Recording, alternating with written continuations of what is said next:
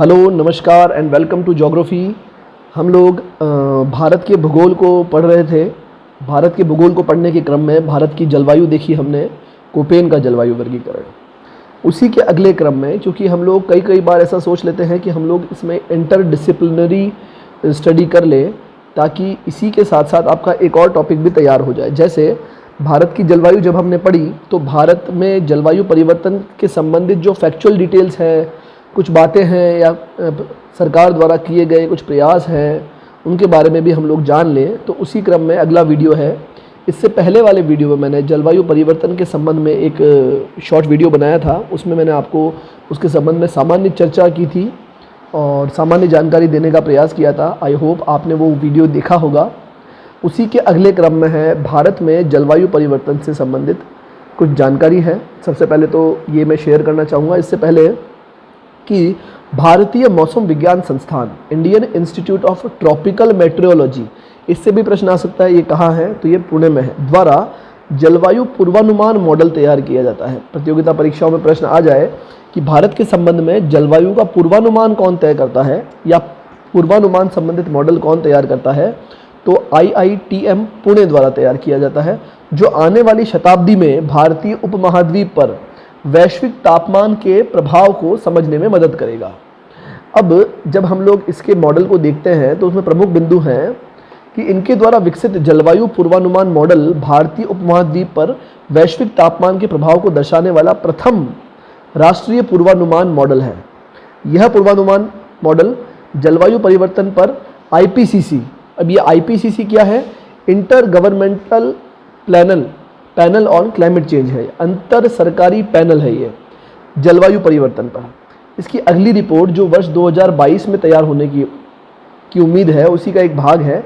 और यह पूर्वानुमान मॉडल इस अवधारणा पर आधारित है कि वैश्विक समुदाय द्वारा ग्रीन हाउस गैसों के उत्सर्जन पर अंकुश लगाने की दिशा में कोई प्रयास अगर नहीं किए गए तो जलवायु परिवर्तन में क्या स्थिति हो सकती है। तो जो इनका प्रमुख पूर्वानुमान है वो हम लोग देख लेते हैं। इसी के संबंध में सापेक्ष में हम लोग जलवायु परिवर्तन का अवलोकन कर रहे हैं।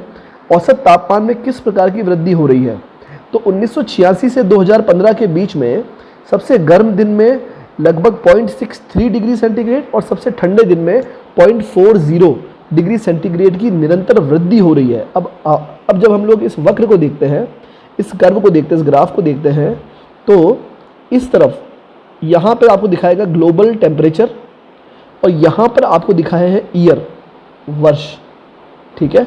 तो जब हम लोग एक के बाद एक 20-20 वर्षों के अंतराल में इसका अध्ययन करते हैं, 1860 से लेकर के और निरंतर 2020 की तरफ जब हम चल रहे हैं, तो ये ग्राफ निरंतर बढ़ता जा रहा है। ये हमें दिखाता है कि हम लोग निरंतर तापमान में वृद्धि की ओर बढ़ रहे हैं, ठीक है। फिर 21वीं शताब्दी के अंत तक दिन तथा रात के तापमान में वर्ष 1976 से 2005 की अवधि की तुलना में 4.7 डिग्री और 5.5 डिग्री सेंटीग्रेड की वृद्धि होने का अनुमान है। क्या मतलब है, मतलब 1976 और 2005 में जो रात में और दिन में जैसा तापमान हुआ करता था, 21वीं शताब्दी के अंत तक उस तापमान में लगभग इतनी वृद्धि हो जाएगी, 4.7 और 5.5 डिग्री सेंटीग्रेड। अब आप देखिएगा ये 4.7 और 5.5 ये कोई छोटे डेटा नहीं है। वैश्विक तापमान में 1 डिग्री की वृद्धि भी बड़ी भयावह साबित हो सकती है। तो ये जो डेटा है ये 21वीं शताब्दी के ही है जिसमें हम लोग जी रहे हैं। तो ये हमारे लिए काफ़ी चौंकाने वाली बात रहेगी कि तापमान में निरंतर कितनी वृद्धि होती जा रही है। वर्ष 2040 तक 1976-2005 की तुलना में तापमान में 27 डिग्री और इस सदी के अंत तक लगभग 4.4 डिग्री सेंटीग्रेड तक की वृद्धि होने का अनुमान है। अब आप देखिए 2.7 डिग्री सेंटीग्रेड और 4.4 डिग्री सेंटीग्रेड, मतलब है आज हम 2020 में जी रहे हैं और 2040 में जस्ट 2 वर्ष बाद 2005 की तुलना में 2.7 डिग्री का तापमान बढ़ने की पूरी संभावना है। सबसे पहले, फिर इसके बाद आएंगे, ये तो हमने बात करी टेम्परेचर की। अब हम बात करते हैं प्रतिनिधि संकेंद्रण मार्ग की, रिप्रेजेंटेटिव कंसंट्रेशन पाथवे की। इससे पहले की मैं आपको पहले बता दूं पाथवे होता क्या है। प्रतिनिधि संकेंद्रण मार्ग IPCC द्वारा ग्रीन हाउस गैसों के संकेंद्रण को दिखाने वाला एक प्रक्षेप वक्र है। RCP और आईपीसीसी द्वारा 5वीं, मतलब ये जो संकेंद्रण वक्र की जो अवधारणा है, ये आईपीसीसी के द्वारा 5वीं आकलन रिपोर्ट, असेसमेंट रिपोर्ट में इसे शामिल किया गया था कि भविष्य के ग्रीन हाउस गैस संकेंद्रण को 4 वक्रों में इन्होंने बांटा है। ठीक है, ये वक्र मैं यहाँ पे दिखा दूँ, RCP 2.6, RCP 4, RCP 6 और RCP 8। तो बेसिकली ये बताना है हमें कि जो RCP, इसका मतलब होता है प्रतिनिधि संकेंद्रण मार्ग या रिप्रेजेंटेटिव कंसंट्रेशन पाथवे, मतलब ग्रीन हाउस का संकेंद्रण, ग्रीन हाउस कितनी ज़्यादा इकट्ठी है, जो प्रति वर्ग मीटर में विकिरण प्रभाव की गणना करता है के अनुसार भविष्य के गर्म दिन तथा गर्म रातों की संख्या वर्ष 1976 से 2005 के संदर्भ में के सापेक्ष में 55% और 75% या 70% बढ़ने का अनुमान है। बेसिकली ये क्या है RCP? ये आकलन करता है कि जो विकिरण प्रभाव है उसका, यदि ग्रीन हाउस गैसों का संकेंद्रण अधिक है तो उसका अवशोषण अधिक होगा, और अगर संकेंद्रण कम है, छितराई हुई है, तो उसका अवशोषण कम होगा और वो अंतरिक्ष में चली जाएगी। तो इसका मतलब है कि जहाँ पर RCP का मान अधिक है, इसका मतलब ग्रीन हाउस गैसों का संकेंद्रण भी अधिक हुआ। फिर तापमान की बात हो गई। अब हम बात करते हैं उष्ण लहरों की आवृत्ति में वृद्धि, मतलब गर्म हवा के जो झोंके आते हैं उनमें। 21वीं सदी के अंत तक भारत में उष्ण लहरों की बारंबारता 3 से 4 गुना बढ़ जाएगी। रिपोर्ट के अनुसार भारत की जलवायु में तेजी से परिवर्तन होने के कारण देश की प्राकृतिक पारिस्थिति और कृषि उत्पादकता पर दबाव पड़ेगा। अब आता है एरोसोल की मात्रा में वृद्धि। एरोसोल क्या होता है? धूल के कण, नमक के कण, मिट्टी के कण, राख के कण जो कि ज्वालामुखी से निकलते हैं, धुएं के कण जो हम लोग चिमनियों के माध्यम से या वाहनों के माध्यम से प्रदूषण करके अंतरिक्ष में पहुंचाते हैं, उसे हम लोग कहते हैं एरोसोल। अर्थात एरोसोल ऐसा पार्टिकल है, ऐसा कण है जिस पर प्रकाश परावर्तित हो जाएगा, अपवर्तित हो जाएगा, मतलब जहाँ पर ये कण मौजूद होते हैं ये प्रकाश को छितराने का काम करते हैं। जैसे ये एक बिंदु है, यहाँ पर कोई कण मौजूद है, यहाँ कोई प्रकाश आया, या तो वो इससे टकरा के रिफ्लेक्ट कर जाएगा या फिर वो यहाँ आएगा और यहाँ से फैल जाएगा।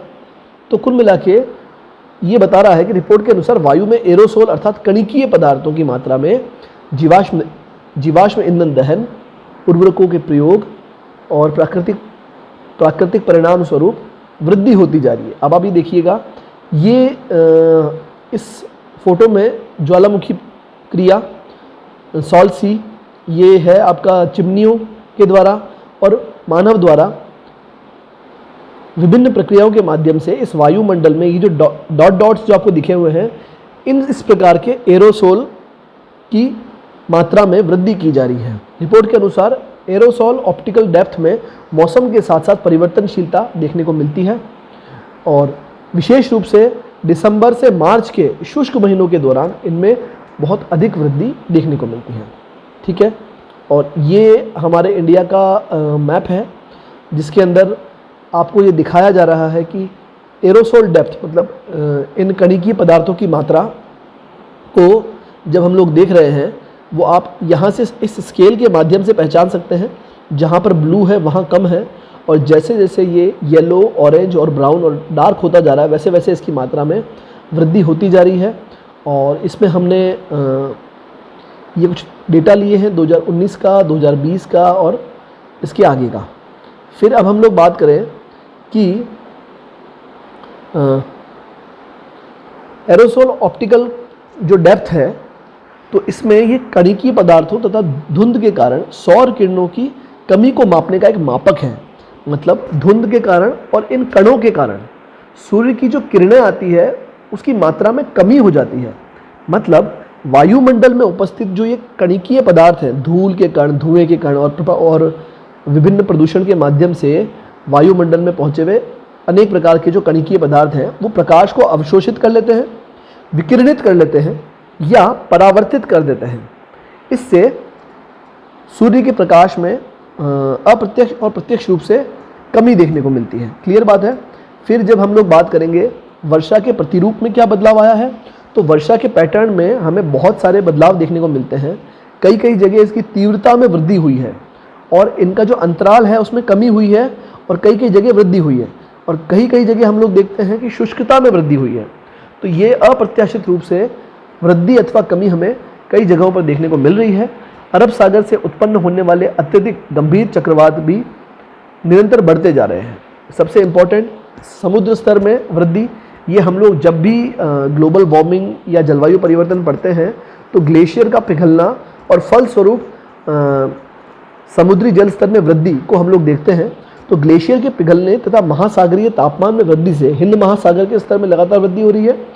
देखा गया है कि मुंबई के तट के साथ साथ जो समुद्र का स्तर है वहाँ पे 3 सेंटीमीटर की वार्षिक वृद्धि हमें देखने को मिली।